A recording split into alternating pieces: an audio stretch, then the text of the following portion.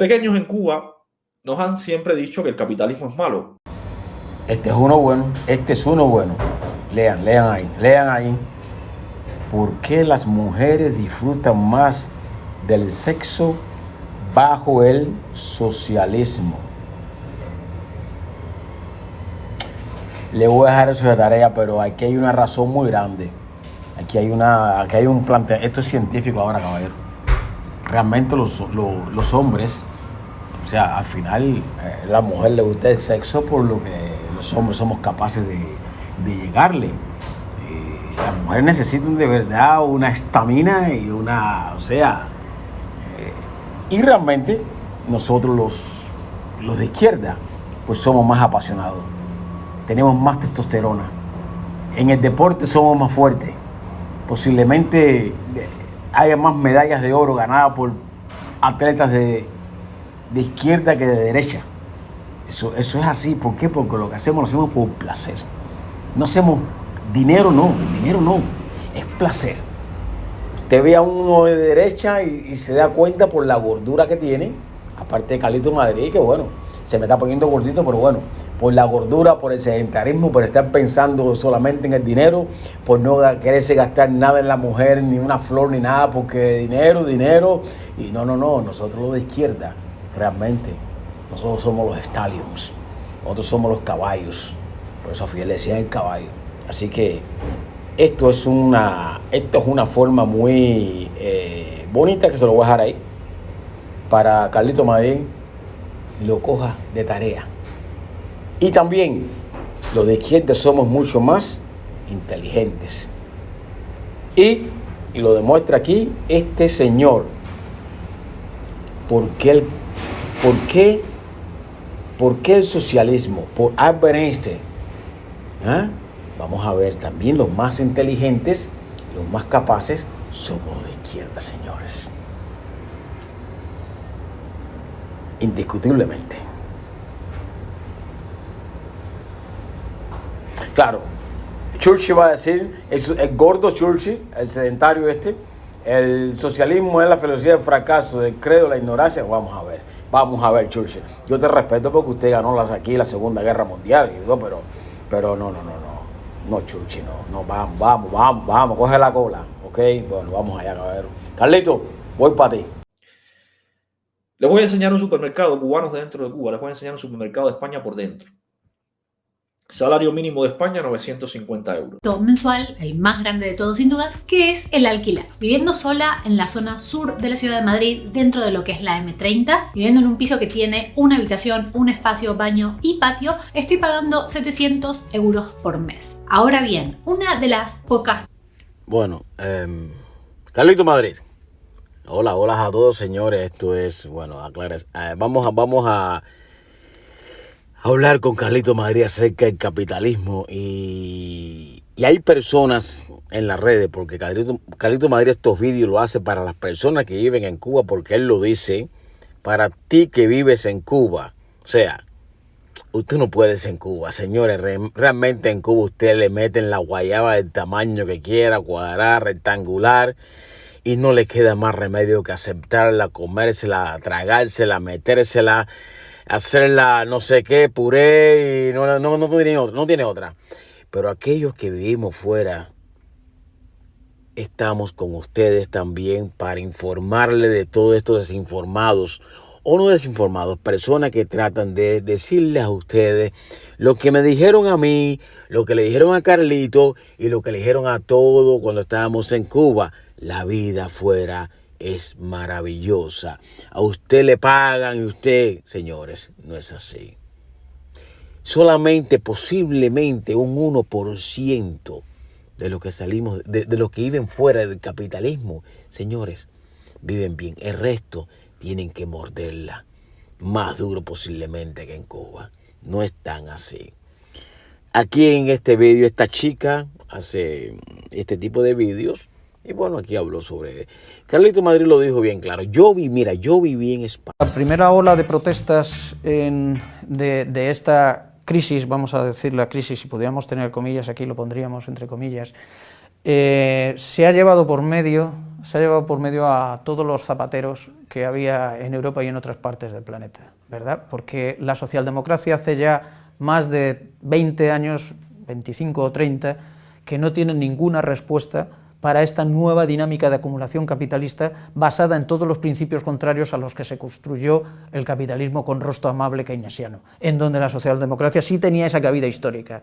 Hoy la socialdemocracia acompaña a esta fase del capitalismo de la mejor manera que puede para garantizar la acumulación de riqueza para la clase capitalista a nivel transnacional. Es decir, se ha suicidado ella misma.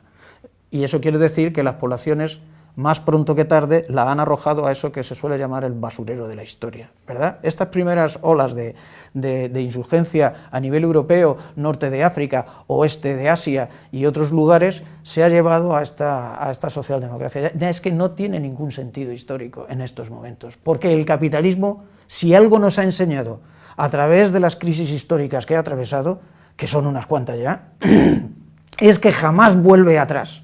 ¿Cuál sería la otra posibilidad que nos abre todo este proceso de la Unión Europea? Lo que están proponiendo muchas voces socialdemócratas. Es decir, cuando digo socialdemócratas, recuperar el capitalismo keynesiano, ese capitalismo con rostro humano que abrazaba de alguna manera los principios de la socialdemocracia. Pero ¿es eso hoy posible? A ver, ¿qué significaría eso? Significaría poner coto al proceso de endeudamiento de los estados. Es decir, rebajar sustancialmente la deuda pública que en estos momentos tenemos todos los estados. La deuda pública española ya casi alcanza la riqueza real de España, es decir, el PIB de España. ¿Y todo eso por qué? Porque los servicios o el conjunto del Estado español se había gastado por encima de sus posibilidades, como ellos dicen. No, porque con el dinero de todos nosotros, es decir, con el dinero del Estado, hemos rescatado las quiebras y todas las deudas del sector privado, sobre todo el bancario, pero no solamente.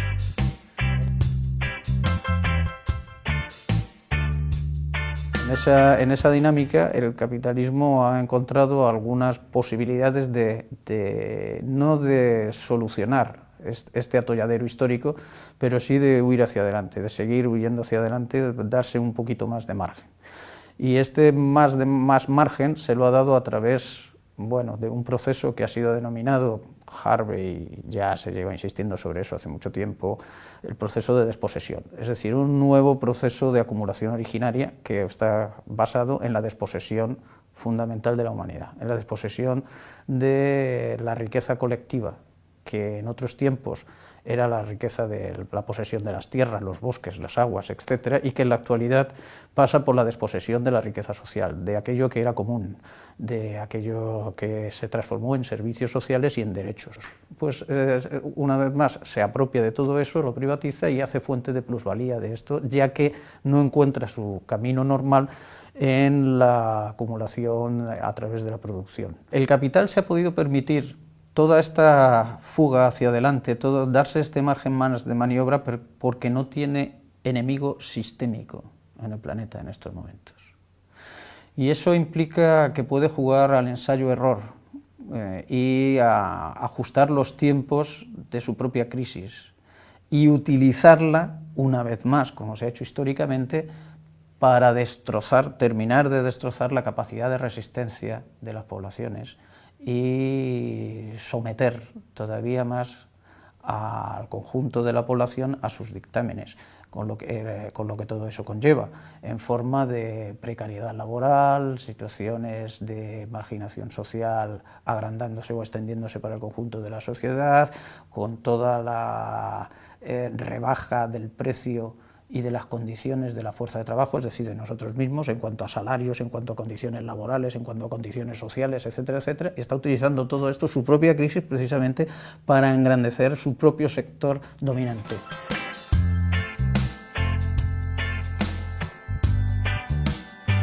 Realmente, cuando uno piensa, aparte de la burbuja financiera, aparte del mecanismo de desposesión y de algunas otras claves en la propia producción que ha generado el capital, como el propio freno en la composición orgánica del capital, rebajar la aceleración de la innovación tecnológica, por ejemplo, o aumentar la rotación de capital en los tiempos disminuir los tiempos entre la producción y la distribución, o o la realización de la plusvalía.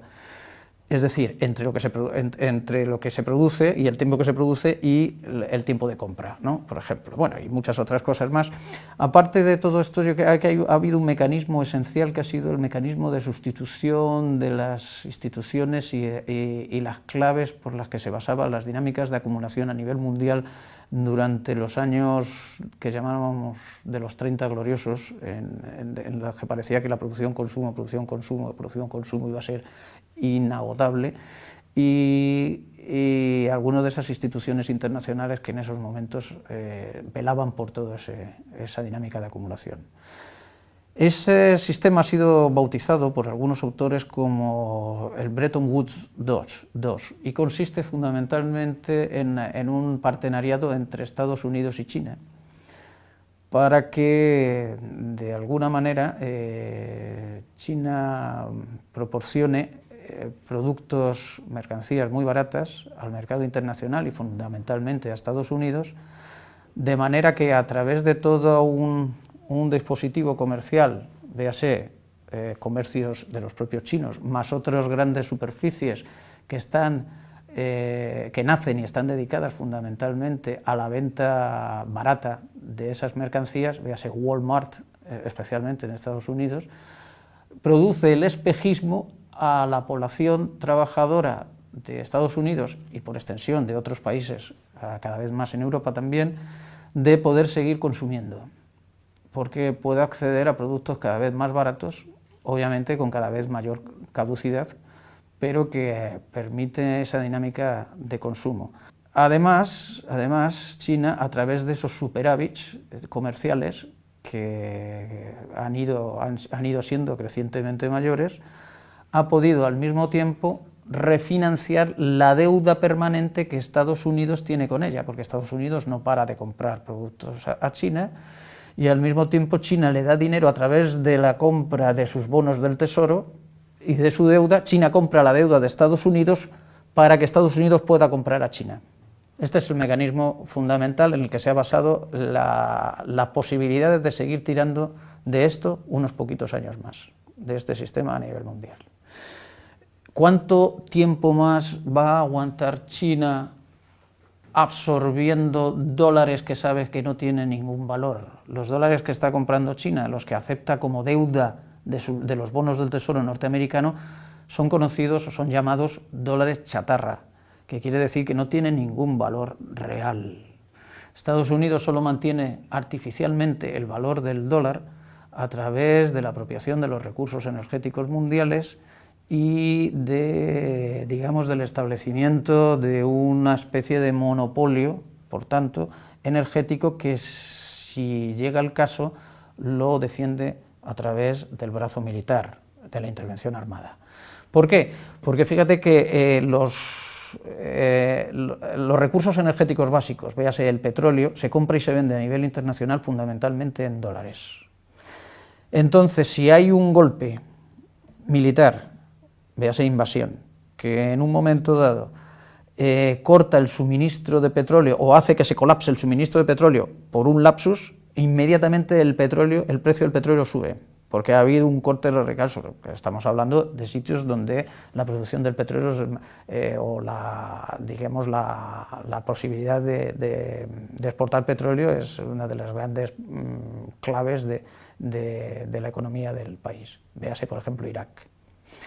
Entonces, al subir el precio del petróleo, sube inmediatamente después también la demanda de dólares, porque es la moneda en la que se compra y se vende petróleo. Entonces, el golpe militar hace que suba el precio de la energía y al mismo tiempo hace que se revalorice el dólar, que es la única moneda en la que se compra y se vende petróleo.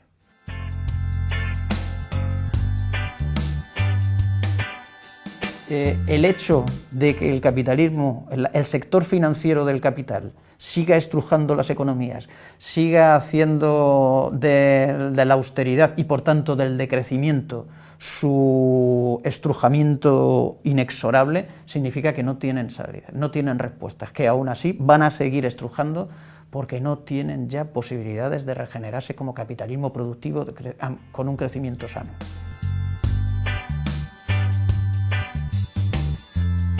La desafección política es parte del juego del sistema. Vamos a ver, un sistema basado en la desigualdad, en la jerarquía social y en la explotación de unos seres humanos por otros, solo tiene dos posibilidades de afirmarse y perpetuarse en el tiempo, ¿no? Una, que es repartir caramelos, ¿verdad? Es decir, repartir parte de esa riqueza entre la población para que se sienta parte del sistema. Bueno, si yo puedo comprar, si tengo mi trabajo, mi empleo, mi casa, mis vacaciones, mi coche y demás, ¿por qué voy a decir que este sistema es malo? A mí me da lo que yo quiero, ¿verdad? Pero cuando ya no puede dar eso, solo puede dar palo, zanahoria o palo, ¿verdad? En estos momentos en que el sistema ya solo puede dar palo, o cada vez más solo puede dar palo, todavía puede dar nada más que un poquito de zanahoria, cada vez menos, o puede repartir cada vez menos caramelos.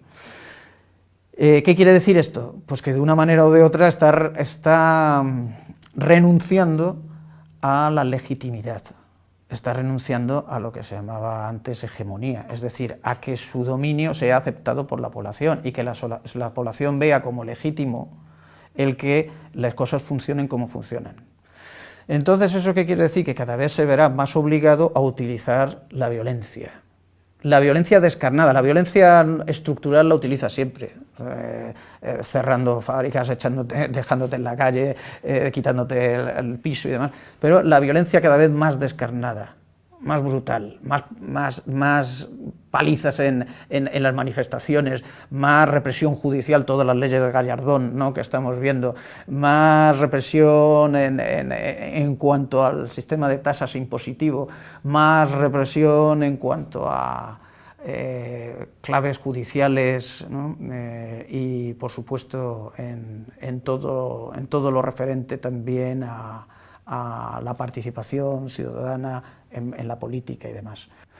Pero, ¿qué pasa con 3 generaciones de europeos que han sido socializadas en que yo soy suficiente conmigo mismo y con mi salario y que no necesito de nadie, en la que nadie está sindicalizado, en la que nadie forma parte de organizaciones sociales o políticas, digamos, con una cierta consistencia de masa social a nivel de la sociedad, sino que como mucho la gente pertenece a una asociacioncita de 12 o 13 personas en la que forma parte de alguna agrupación vecinal y ya está, ¿no? Es decir, sin organizaciones que estructuralmente puedan plantarle cara al sistema.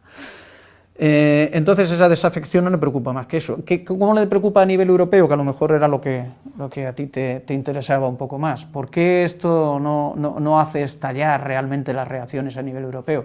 Porque el nivel de deterioro social, de degradación económica, es muy diferente, se va haciendo de a poco en niveles de intensidad y de extensión de unas formaciones sociales a otras. Y eso quiere decir que los niveles de conciencia, de percepción de la brutalidad, de todo el tsunami de destrucción que nos viene encima, es todavía muy diferente en unos y otros países.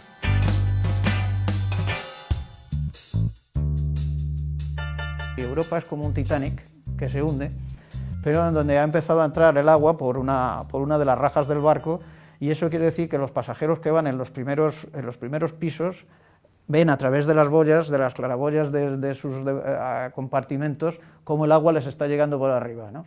Véase Irlanda, véase Grecia, véase Malta, véase Chipre, véase otros que ya han sufrido todo esto, y intentan avisar a los de arriba de que algo está pasando, que el agua nos está cubriendo. Todavía hay otros pasajeros que están un piso o 2 más arriba, véase nosotros, en los que empezamos a ver subir el agua, pero todavía nos parece que vamos en un barco más o menos seguro y que en cuanto el capitán y unos cuantos de la tripulación tapen la grieta, vamos a seguir nuestro rumbo inexorable hacia el porvenir de riqueza.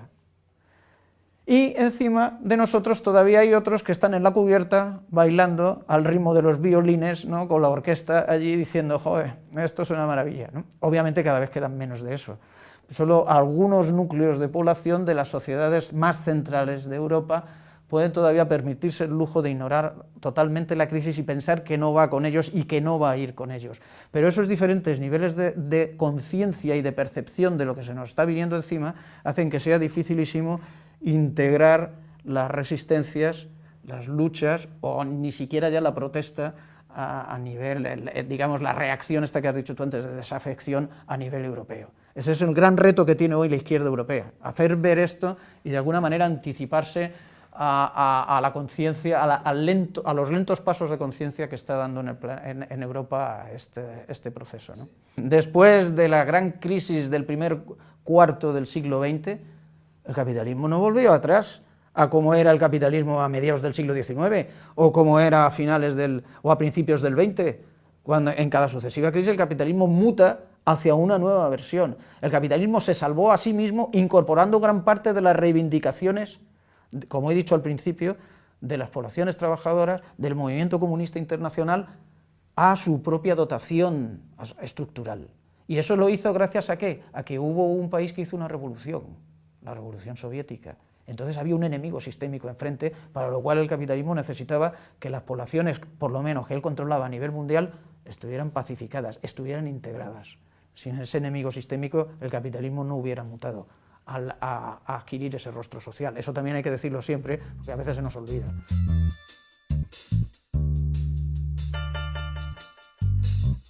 Pero ¿qué pasa ahora mismo en nuestras sociedades? ¿Qué es lo que está pasando en nuestras poblaciones?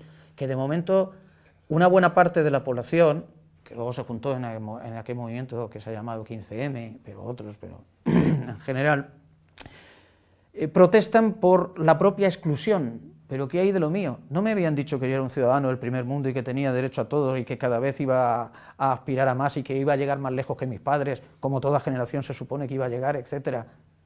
Y resulta que no tengo ni empleo, ni casa, ni posibilidad de formar familia, ni posibilidad de proyección social, ni nada de nada.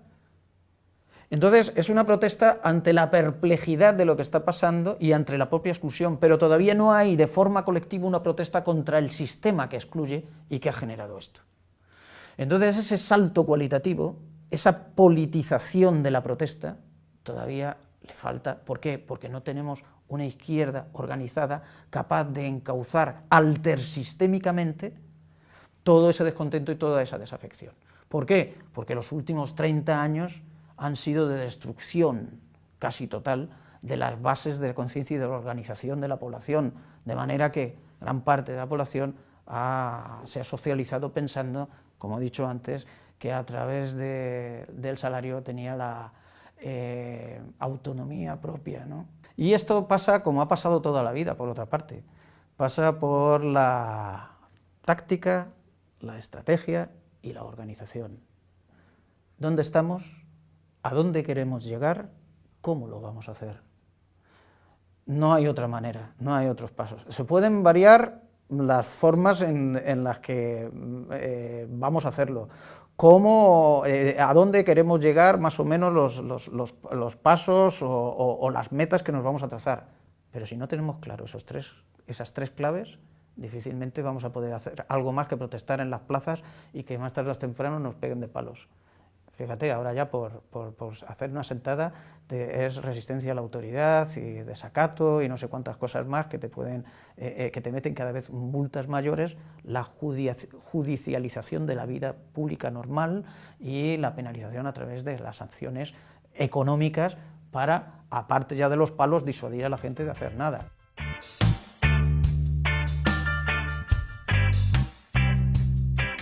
Este es un país que en los últimos 2 siglos hemos atravesado sin parar cuartelazos, componendas de gobierno para alternarse en el poder, de bipartidismos, desde Cánovas y Sagasta hasta PP-PSOE, y dictaduras militares. Es un país en el que a palo se le ha enseñado a apartarse de la política, en que la política era represión y era de alguna manera meterse en problemas muy serios. Es un país domesticado a palos. 40 años de dictadura en el siglo XX no la ha tenido ningún otro país. Solo de un dictador, que no hemos contado la de Primo de Rivera, más todo lo que hubo antes de él. ¿Cuándo ha habido aquí una situación normal de democracia? ¿Cuándo? Esta es una sociedad que está enseñada precisamente a aguantar muchos de estos mecanismos. Fíjate, más del 27% de desempleo, más del 55% de la población menor de 25 años. En cualquier otro país de Europa hubiera supuesto una prácticamente disrupción social, una insurgencia social de alguna manera, o por lo menos una ruptura de alguna manera. Y aquí se aguanta, se sigue aguantando. Hay que explicar la historia de cada país, hay que conocer de dónde viene cada sociedad para saber por qué pasa lo que pasa. Como te decía, no es casual de dónde venimos, ¿no? En todos estos procesos de ruptura. Aquí en este país ha habido un genocidio ideológico, donde se persiguió, se exterminó. Tenemos más de 100.000 personas todavía desaparecidas en las cunetas de las carreteras, en tumbas colectivas, después de la guerra civil, no durante la guerra, sino durante el franquismo. El segundo país del mundo después de Camboya con más desaparecidos, en donde todo el que pensaba diferente, solamente diferente, era encarcelado, asesinado o desterrado, exiliados, miles y miles de exiliados fuera del país. Lo que sorprende todavía es que en este país se levantara gente en los años 70 y 80 para protestar, pero son generaciones en donde se le ha introducido el miedo y la despolitización. Y eso es muy difícil de corregir en una sola generación, sobre todo porque los 90 terminaron de rematar la faena haciéndonos pensar a todos que íbamos a ser ricos, que el dinero llovía del cielo, y evidentemente llovía de la banca alemana, que nos estaba prestando todo ese dinero, lo mismo que China hace Estados Unidos, para que les pudiéramos comprar a ellos luego y para que generáramos burbujas donde ellos poder sacar tajada después.